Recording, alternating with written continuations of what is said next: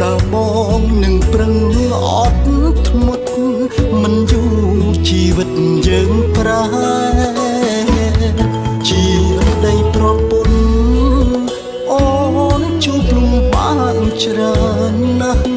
បងត្រូវឃ្លាតឆ្ងាយពីផ្ទះរកប្រាក់នៅឯស្រុកគេ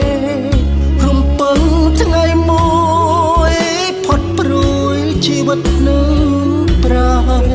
បងបានវិលជួបមាសមេមើលថែប្រពន្ធកូនមកជីវិតកុំសត់បងអាណិតអាសូរពិសេសទោះបី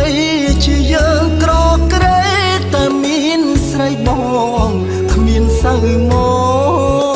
កគ្រួសារមួយនេះបងសូមសន្យាគ្រប់ក្រងវិលវិញ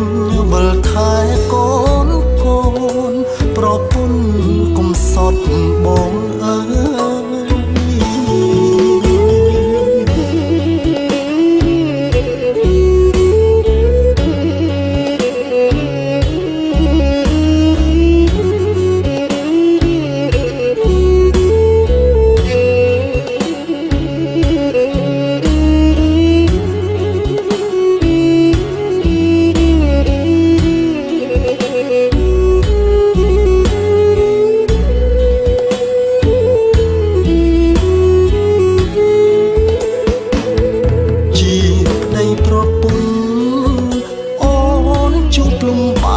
ច្រើនណាស់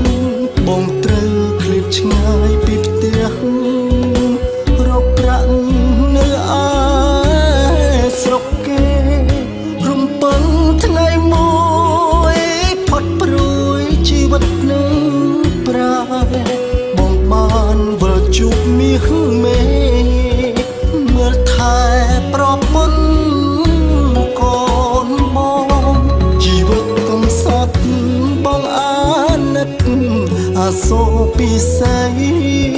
ទោះបីជាយើងក្រក្រេតែមានស្រីបងគ្មានសៅមក